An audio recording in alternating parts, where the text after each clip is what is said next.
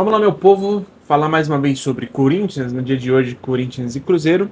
E mais antes de falar do jogo, falar um pouco sobre essa data, né? O Dia da Consciência Negra, feriado que pela primeira vez é um feriado nacional, né? Com exceção de algumas pessoas ignorantes que, né, acabaram fazendo com que não fossem pelos estados, mas tudo bem. E na abertura do jogo tivemos uma homenagem muito bonita a algumas torcidas que são algumas torcedoras que são símbolos da torcida do Corinthians, né? E uma homenagem bastante bonita da torcida do Corinthians. Subiram um baita de um bandeirão, assim, com ilustrações, né? Da Tia Geni, da Elisa e da Antônia, que são três torcedoras do Corinthians que acompanharam o clube durante muito tempo. Eles fizeram essa grande homenagem a essas três mulheres negras que marcaram a história do Corinthians. Chegando para falar um pouco sobre o jogo, que início espetacular, né? O início do jogo é espetacular para o Corinthians. O Corinthians começa num ritmo muito alto, o Cruzeiro eu acho que não esperava. O que eu honestamente também não esperava um início de jogo tão bom. O Corinthians normalmente demora um pouco para assimilar as coisas. Isso me surpreendeu, mas o que não me surpreendeu foi a queda de ritmo depois de abrir o placar, né? A gente vai chegar nesse ponto, mas o time que começa jogando com força praticamente total, né? O Yuri e o Memphis na frente, um pouco atrás deles o Garro, meio campo com o Bidon, com o Carrilho, assim, com um jogo muito propositivo, muito controle, como deveria ser, né? Com esses jogadores e tudo mais, e eu acho que funcionou muito bem durante bastante tempo. O primeiro tempo vinha se desenhando até ali seus 20 minutos como o jogo do Memphis, né? Porque o que o Memphis fazia era um absurdo. Ele conseguia ganhar todas, ele deslocava, ele abria, fazia o passe, tomava boas decisões, finalizando bem, oferecendo perigo ao gol do Cruzeiro, até que tem um momento que quando está pressionando, o zagueiro tira, o Memphis consegue dominar a bola, faz que vai chutar, estica a primeira para tirar o zagueiro, dá uma pancada, um belíssimo gol do Memphis, que chega à sua 8ª participação em gol, e se não me engano em 10 jogos. Então em 10 jogos, 8 participações em gol do Memphis, com 4 gols e 4 assistências. Números excelentes, né? Números que justificam o jogador que é, o valor do jogador e tudo mais. Então, esse episódio do Memphis, e para mim, o excelente jogo do Memphis, que ele fazia até os 20 minutos, eles meio que se encerram aí, porque eu acho que dali para frente o Memphis não vai bem. E acho que várias coisas contribuíram para que o Memphis não fosse bem.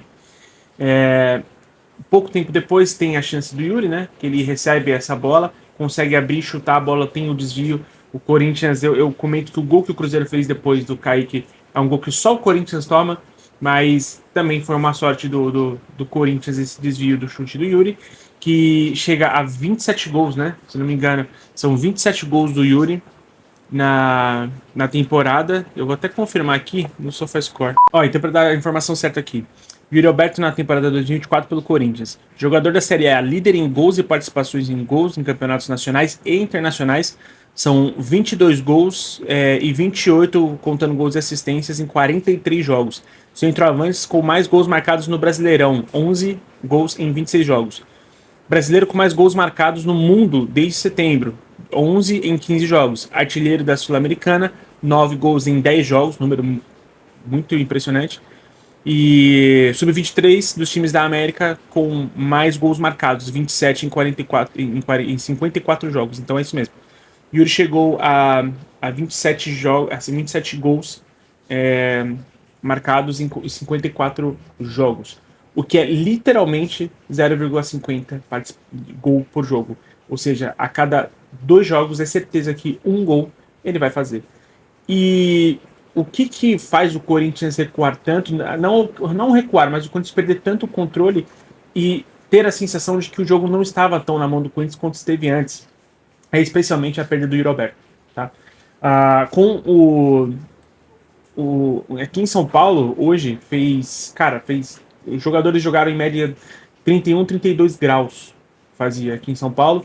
Ali em Itaquera, o sol é direto no gramado, né? Porque você tem a parte aberta do estádio, então não é um estádio que esse horário, especialmente entre 11 e meio-dia, o sol está bem acima, então não é um horário que você vai ter sombra para praticar, né?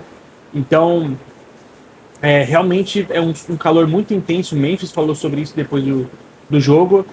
Teve pausa para hidratação, especialmente a pausa da hidratação, tirou um pouco o Corinthians do foco, que é um time que ainda falta concentração em momentos específicos do jogo. Vale lembrar sempre a imagem emblemática para mim do Memphis fazendo assim para os jogadores que estão dormindo, cara, porque naquele jogo contra o Racing que a gente toma o gol. Então, o Corinthians repete alguns problemas, mas foi condicionado a não ter um jogo tão mais seguro pelo calor, que o Memphis falou, que eu acho que depois, especialmente no segundo tempo, o time morre, e a perda do Yuri Alberto. A perda do Yuri Alberto significa muito, por quê? No segundo tempo, a gente tem não uma, e contando com o primeiro tempo também, o Corinthians tem algumas chances, cara, algumas chances. Tem uma que o Memphis perde na cara do gol, que ele não consegue, parece que o pé trava no chão, ele não consegue levantar. Mas assim, gol perdido, não dá, não tem desculpa.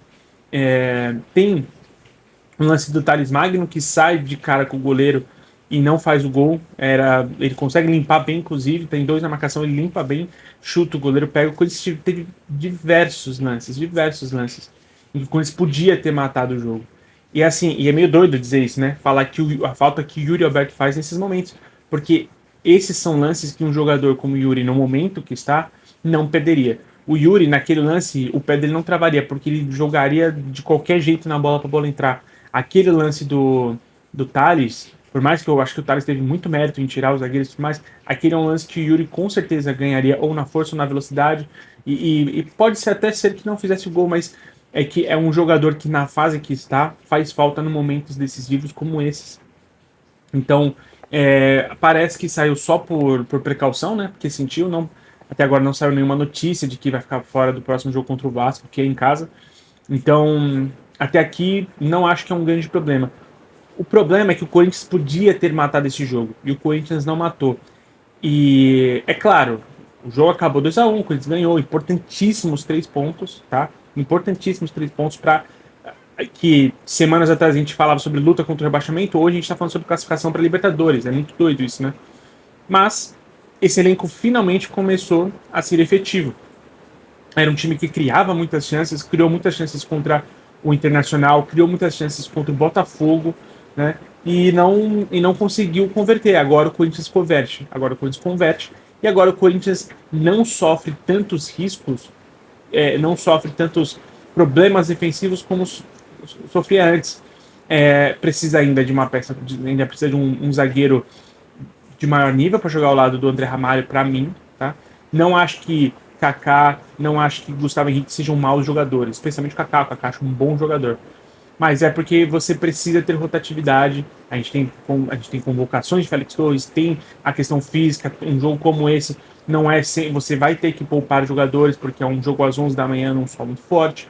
Então você precisa ter peças de reposição de um nível maior. E acho que hoje Gustavo Henrique e Félix Torres estão em um nível abaixo de Kaká e André Ramalho. Dito isso, ainda acho bons jogadores para o elenco do Corinthians.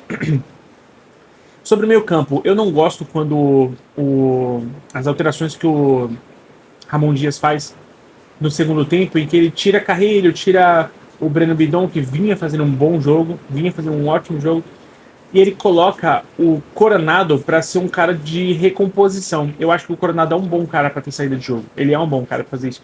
Mas eu acho que é você matar um pouco o jogador quando você pede para ele ficar cobrindo a ponta, cobrindo o lateral. E tendo em vista o desgaste que o Garro já vinha sentindo também, eu acho que podia ter colocado no lugar do Garro. Mas, assim, acho que você mata um pouco do futebol do Coronado fazendo isso. Acho que o Charles entra, e eu que tenho tenho um pouco de críticas ao Charles, entendo que o Charles é um jogador, é um soldado em campo e que com ele o time fica mais seguro. O Charles não é um. Quando eu constantemente falo sobre a falta de atenção dos jogadores, isso eu não posso falar do Charles. O Charles é um cara completamente ligado em campo, muito aguerrido, e o Corinthians volta a ter mais controle do jogo. Nos últimos, sei lá, 2, 3 minutos rola ali alguma questão de tentativa da abafa do Cruzeiro, que também não acontece muito, não dá muito resultado. Mas a vitória é importante para o Corinthians podia ser melhor, né? Fica essa impressão para todo mundo, de que podia ser um jogo melhor do Corinthians, que podia ser um jogo mais tranquilo, que o primeiro tempo podia ter acabado minimamente 3-0, não seria nenhum absurdo que tivesse acabado 3-0 no primeiro tempo. Então, é torcer para que o que aconteceu com o Yuri não seja nada grave ou que vá fazer ele perder mais jogos. E especialmente sobre o Yuri, é torcer para que o Yuri não deixe o Corinthians.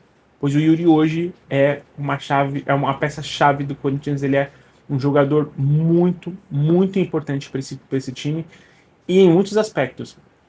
Se você perder o Yuri, e aí é uma coisa que assim, vocês sabem, o Yuri ele foi muito criticado ao longo do ano, mas eu sempre falei aqui que mesmo nos momentos em que ele não é tão técnico numa finalização, ou que ele tenha seja protagonista de alguns lances meio absurdos, de escorregar, de tropeçar e de cair e tudo mais, mesmo que tudo isso aconteça, se você perde o Yuri hoje, se você perde o Yuri dessa temporada para a próxima, você não vai encontrar um outro jogador que se dedique como esse, que corra como esse, que gere jogo como esse. E isso é uma coisa que eu sempre falei.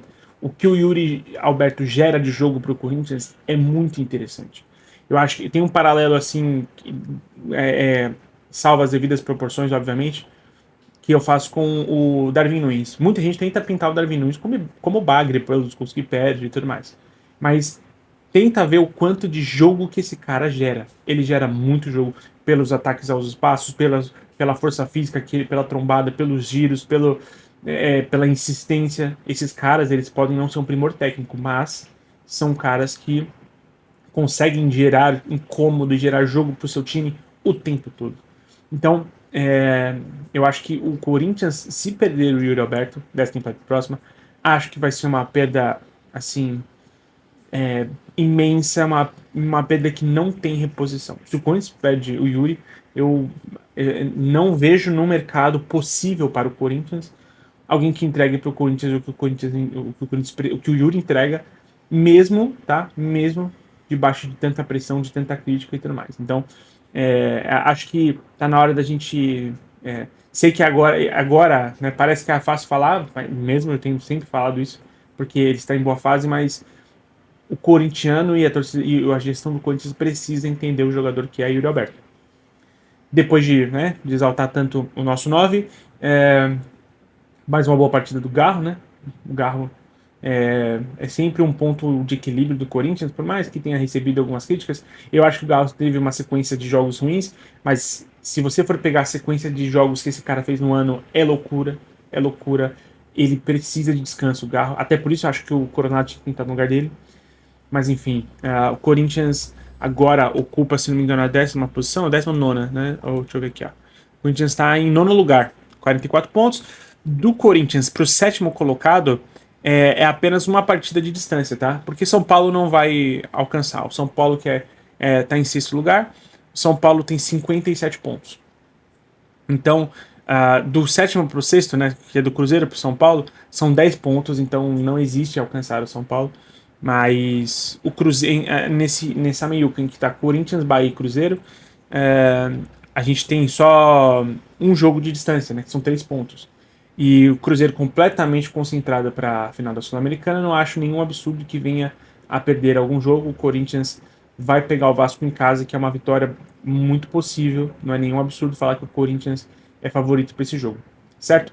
Então, meu povo, acho que é isso. O que vocês acharam? Vocês concordam? Vocês discordam? Queria que vocês comentassem. Se inscreve aqui então para já dar aquela fortalecida no canal. E comenta se vocês acham que é uma sequência boa para o Corinthians, o que vocês acharam do jogo esse horário e tudo mais.